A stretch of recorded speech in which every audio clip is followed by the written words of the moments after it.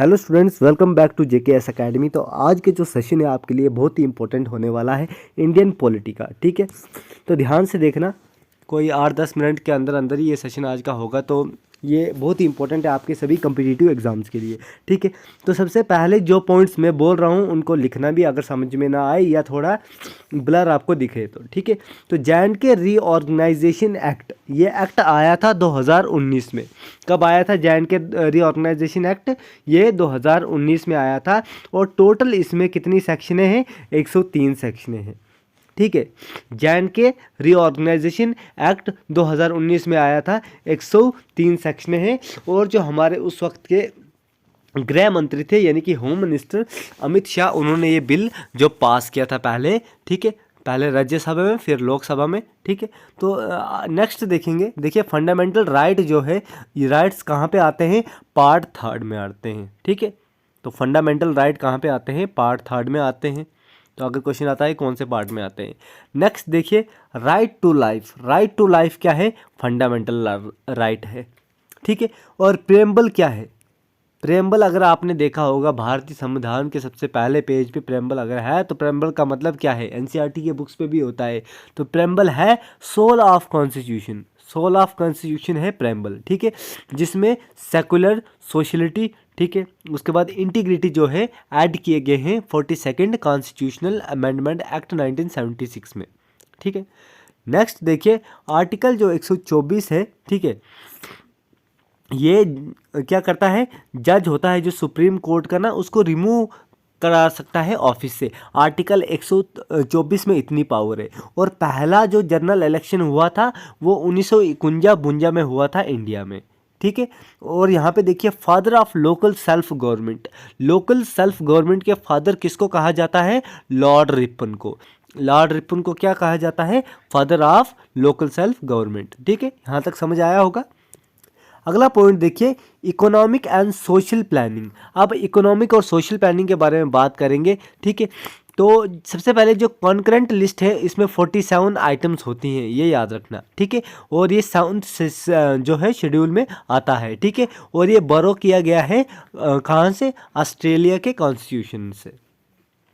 अब नेक्स्ट देखिए, पंचायती में कितनी आती है? 29 आइटम्स आती है पंचायती राज में। ठीक है, और ये 73rd जो है अमेंडमेंट एक्ट से इसको ऐड कर दिया गया है। ठीक है, सेकंड शेड्यूल में और पार्ट 9 में आता है। और म्यूनसिपैलिटी की बात करें तो ये 74th कॉन्स्टिट्यूशनल अमेंडमेंट एक्ट से ऐड किया गया है 12th शेड्यूल में। ठीक है, और ये आपका आता है पार्ट 9 में। नेक्स्ट इंपॉर्टेंट आर्टिकल्स आप यहाँ पे देख सकते हैं, आर्टिकल 52 है। ठीक है, ये वार एक्सटर्नल एग्रेशन के लिए यूज़ होता है, या फिर कहीं पे आर्मड रिबेलियन हो तब आर्टिकल 352 लगाया जाता है। अगर बात करें आर्टिकल 19 से 22 के बीच में, तो ये राइट टू फ्रीडम देते हैं। ठीक है, और देखिए, फंडामेंटल राइट जो 20 से 21 है ना, ये इन्फोर्सेबल हैं ड्यूरिंग इमरजेंसी। ठीक है, और नेक्स्ट जो है हमारा, देखिए, जज सुप्रीम कोर्ट कब तक होल्ड करता है अपना ऑफिस? 65 ईयर्स ऑफ एज, मतलब 65 साल तक जब तक उसकी एज नहीं होती किसी पर्सन की, तो वो जो जज एज ए सर्विंग कर सकता है सुप्रीम कोर्ट। ठीक है, और फंडामेंटल राइट जो है सस्पेंड नहीं हो सकता इमरजेंसी के दौरान, वो है आर्टिकल 52। आर्टिकल 352 ये पावर देती है right to life. Right to life, right to life क्या है? एक फंडामेंटल राइट है। ठीक है, जो आर्टिकल 352 के तहत संविधान से हमें ये पावर मिलती है कि इसको सस्पेंड नहीं किया जा सकता। जीने का अधिकार सबका है। नेक्स्ट देखिए, 99th अमेंडमेंट एक्ट। अब ये 99th अमेंडमेंट एक्ट जो है, ये वॉयलेशन ऑफ इंडिपेंडेंट जुडिशरी को अगर कोई करना चाहे, अगर कोई वॉयलेशन करता है इंडिपेंडेंट जुडिशरी की, तब ये 99th जो अमेंडमेंट से किया है। ठीक है, और ये राइट टू इक्वलिटी जो है आर्टिकल 14 से 18 के बीच में आता है।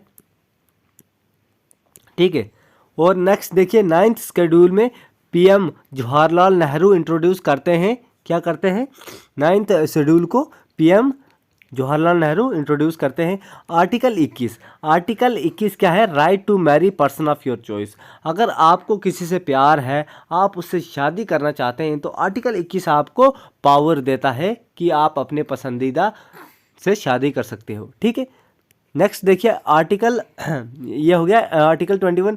अब कॉन्स्टिट्यूएंट असेंबली जो है इसने कितना टाइम लिया था संविधान को तैयार होने में? बिल्कुल 2 साल 11 महीने 18 दिन, ठीक है, ताकि ये संविधान को कॉन्स्टिट्यूशन को फाइनलाइज करने में। और चेयरमैन कौन होता है राज्यसभा का? वो होते हैं आपके प्रेसिडेंट। और 61st जो है अमेंडमेंट एक्ट से क्या की थी? वोटिंग एज 18 कर दी थी, ठीक है। पहले कितनी थी? 21 थी। और नेक्स्ट जो यहाँ पे देख सकते हैं आर्टिकल 23-24। आर्टिकल 23-24 क्या करता है? राइट देता है अगेंस्ट एक्सप्लोटेशन के, ठीक है। यहाँ तक समझ आ रहा है? तो नेक्स्ट देखिए जो 12 मेंबर्स होते हैं वो नॉमिनेट की जाते हैं प्रेसिडेंट के द्वारा राज्यसभा में, ठीक है। और 93rd जो अमेंडमेंट एक्ट है 2002 में इसको लाया गया और ये रिजर्वेशन फॉर SC/BC, ठीक है। और ये मनमोहन सिंह गवर्नमेंट ने लाया था, लेकिन बाद में 2015 में इसको रिमूव कर दिया गया, ठीक है। और नेक्स्ट देखिए आर्टिकल 359 में हमें क्या पावर मिलती है? आर्टिकल 359 अब क्या पावर देता है? President can suspend the enforcement of fundamental right, ठीक है। प्रेसिडेंट क्या कर सकता है? सस्पेंड कर सकता है जो इन्फोर्समेंट होती है फंडामेंटल राइट्स की, ठीक है। एक्सेप्ट आर्टिकल 20-21 को खाली सस्पेंड नहीं किया जा सकता, ठीक है। अब देखिए यहाँ पे आर्टिकल जो 368 है ये पार्ट 10th में आता है और ये पावर देता है पार्लियामेंट को, ठीक है, टू अमेंड कॉन्स्टिट्यूशन। अगर कोई भी कॉन्स्टिट्यूशन जो है संशोधन करना है, अमेंड करना है, तो आर्टिकल 368 जो है पार्ट 20 इसमें पावर देता है, ठीक है। प्रोसीजर बताता है ये। और पहला जो अमेंडमेंट एक्ट था 1951 का, इसमें जवाहरलाल नेहरू गवर्नमेंट ने क्या किया था? ऐड किया था 9th शेड्यूल, ठीक है, 1962 में, ठीक है। और पब्लिक ऑर्डरली जैसे फ्रेंडली रिलेशन फॉरेन स्टेट से। और इसके 15 पैरा 4 में क्या होता है? देखिए सोशली इकोनॉमिकल और बैकवर्ड क्लासेस के SC/BC के लिए जो था आर्टिकल 15 का सब क्लास 4। नेक्स्ट देखिए 7th शेड्यूल जो है या सॉरी 7th अमेंडमेंट एक्ट जो है ये 1956 में लाया गया। और इससे क्या था? डिवीजन ऑफ स्टेट की डिवीजन के बारे में इसमें बताया गया लिंग्विस्टिक बेसिस पे, ठीक है, मतलब भाषा के बेसिस आधार पे जो डिवीजन होती है स्टेट की, जवाहरलाल नेहरू गवर्नमेंट ने भी ये लाया था।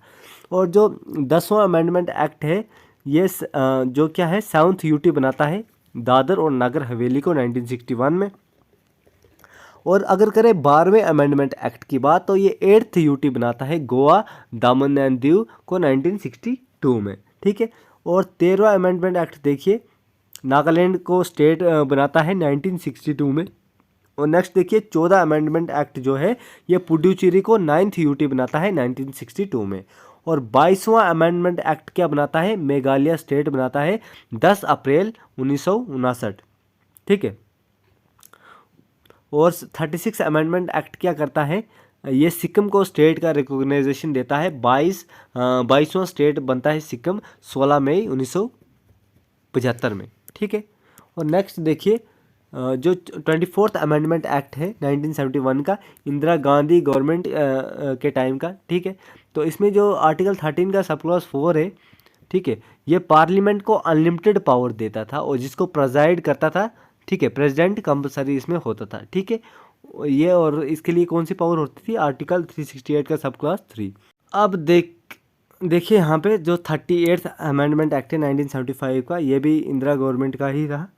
और यहाँ पे देख सकते हैं 12 आर्टिकल का सब क्लास 4 जो है इमरजेंसी फाइनल करता है और कंक्लूसिव इसको कोई चैलेंज नहीं कर सकता, ठीक है। 101 अमेंडमेंट एक्ट जो है GST लाते हैं मोदी जी।